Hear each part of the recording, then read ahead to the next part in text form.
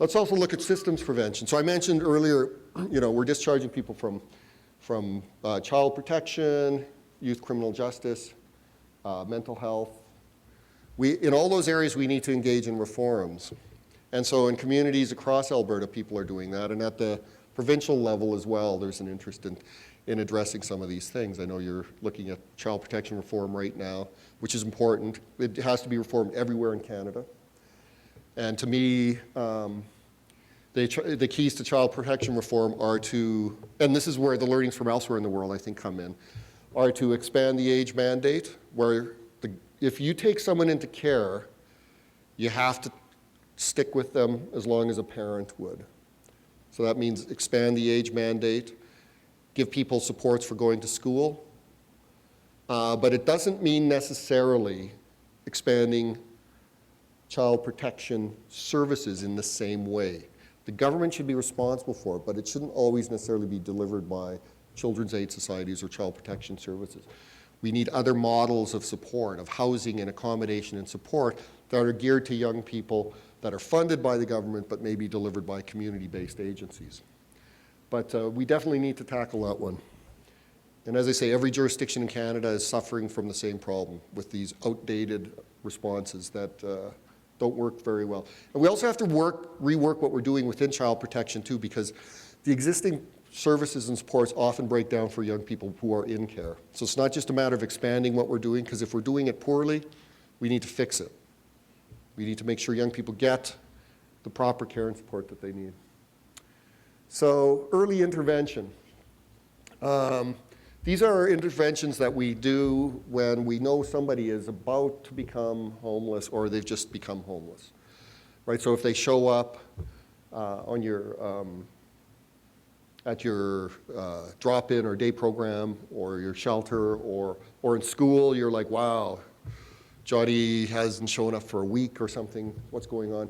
That's when we need to move quickly, right? And this is a model of how to look at it. So you have to bear with me here on this, right? So there's a whole bunch of interventions that we should do when young people are at imminent risk of homelessness, and I'm going to go through these with basically two pathways for them. One is to work with families so that young people can go back home, but support those families after, not just like tidy things up and then leave, right? But make sure if there's something going on, like give them the support. But we also have to understand that for many young people, they can't return to their household, right?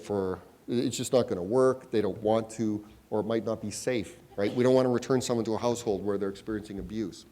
So we have to get them into housing with supports as quickly as possible, and ideally all of this has to happen with a very short time frame in an emergency service.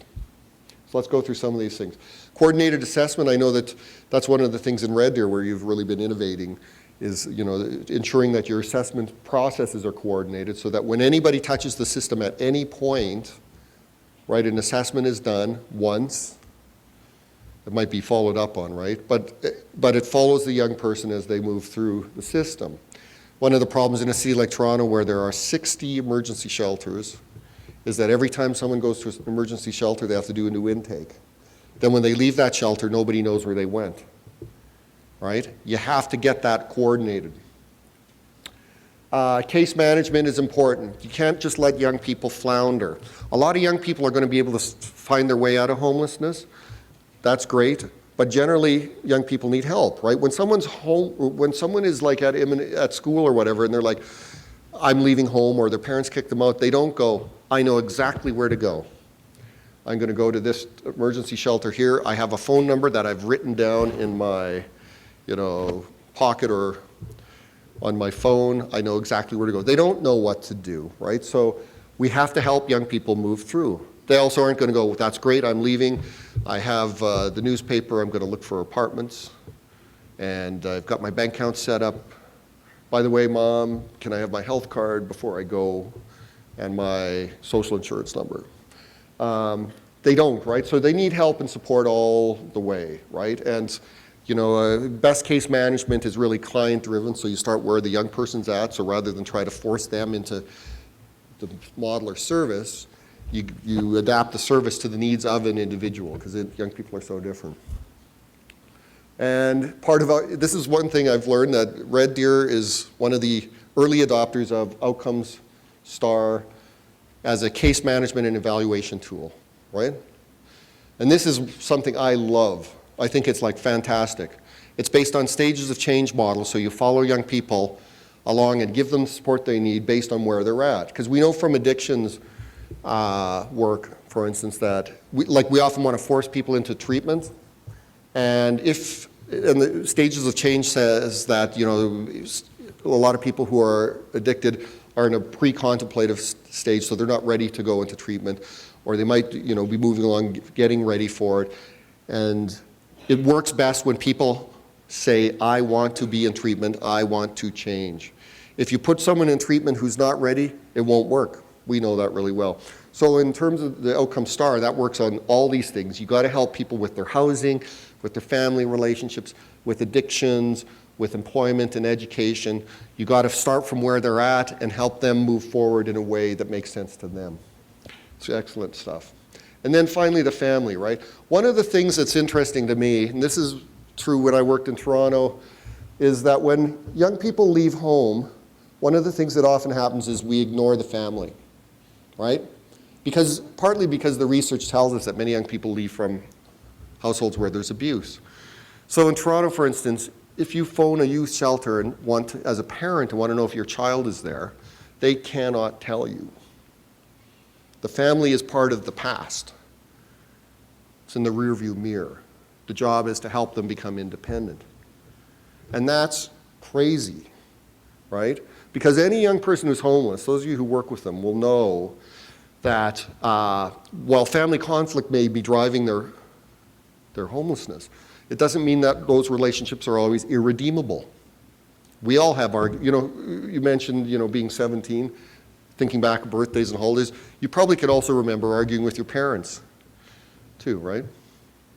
I never did. Of course, I don't remember, but so, the family, sometimes, so those relationships in some cases may be redeemable. In other cases, they won't be if they're fleeing a household with abuse. But most young people will also have relations with other people in their family. It might be a brother or a sister, might be an uncle, a grandparent, right? Somebody who they have a connection with. And all of us rely on those kind of relationships through our life. So why would we assume that if you're young and homeless that we should just jettison the family altogether? It's too often we frame the family as the problem rather than part of a young person's, or part of the solution. It's part of their past, not their future. And so we know that there are a lot of really interesting programs and models. This is a report we did several years ago on family reconnection, right? Which is work that's done where you take the young person, you talk with them about what happened with their family. If they want to try and work things out with their family, then you set things in motion. You'll meet with the family, you'll meet with the young person, you start to work together, come up with a plan, and that plan may be that the young person returns home, but it also may mean that they don't return home, but you work to build that family relationship and keep that going. And I think that's wonderful. That model's been adopted and adapted by the Boys and Girls Club of Calgary in a really interesting way, where every single aspect of their program involves some level of family reconnection. And Kim Worth, who's now the director there, says, it made them really rethink how they approach youth homelessness. Because the client shifted from being the homeless youth to the homeless youth and their family. Different skills are required, right? But they wound up with some really great results. So whether the young person shows up at the emergency shelter or their housing program or in their outreach, they always do an assessment around the family and see what work can be done. And I think that should be a core of responses. We also need to think about shelter diversion, right? And to come up with alternatives to shelters, right? Because again, shelters can be a trap for young people, right? Shelters are important. I'm not knocking shelters in any way. But when young people wind up in shelters and don't have other options, the shelter is experienced as freedom, right? If you're fleeing a household where it's horrible, the shelter can be a freedom. And what we don't want is young people to get stuck, right? So there's some interesting models. one thing that I think would be really interesting in Alberta, you may be doing it here, I don't know, but it's happening here and there in Canada, in the United States as well, and certainly in the UK, big time, is the idea of host homes or timeout and respite housing. And how this works is this: you work with the community, you identify families or adults who might have an extra bedroom, and you train them.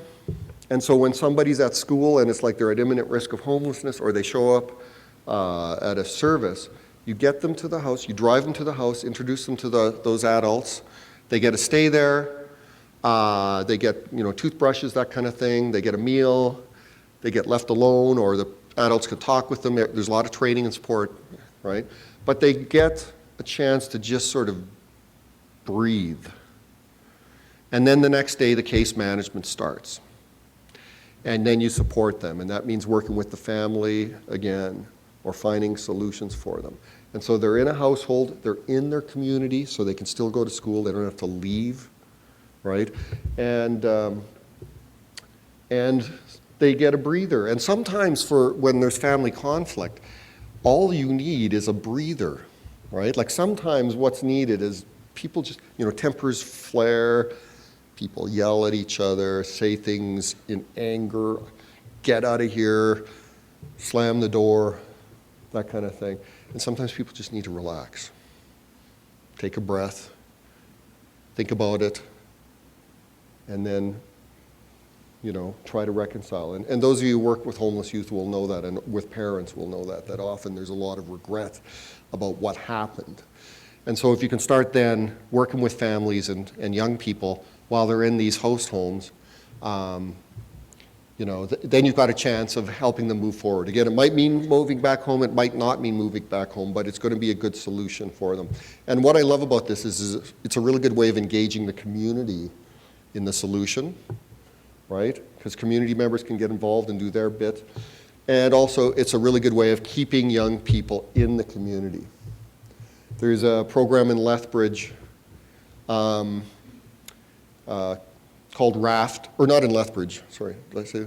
No, in Niagara region, St. Catharines, which is in Ontario. So St. Catharines is a city, I guess it'd be the size of Red Deer, near Niagara Falls. And so what happens is young people will leave home in a rural area or tiny community, and then they'll move to Fort Erie, and then they'll move to Niagara Falls. And then he says by the time they get to St. Catharines, to the shelters, they're quite damaged because there's all kinds of exploitation, right? And his great line is, we do outreach, we try to meet them when they come into town, but we're competing with pimps and drug dealers.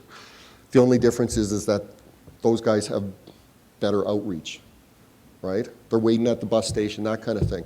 And so they thought, we need to work with those communities to keep those young people in their community. And so they developed programs, again, working in schools and developing host homes, that kind of thing, to keep young people close to their school so they stay in school or in the programs or the things that are meaningful to them. Keep those connections with their friends or other adults. Keep them there, right? That's key. You have much better chance of contributing to that young person's success if you can keep them close to home. So a lot of these things come from these ideas. You can find that they're applied in quite an extensive way in other countries. I'm going to be releasing a report within a month that's going to have a description of how these things work, but also the links to where you can find out more. Because often the best way to do it is, like reading's one thing, but you often want to just talk to somebody too, like how did that work? So, I have RAFT at the bottom here. Mike Lethby, the guy who runs that, he's a great guy, and you could phone him up, how did that work, that kind of thing. Learning from others is a great way, better than reinventing the wheel.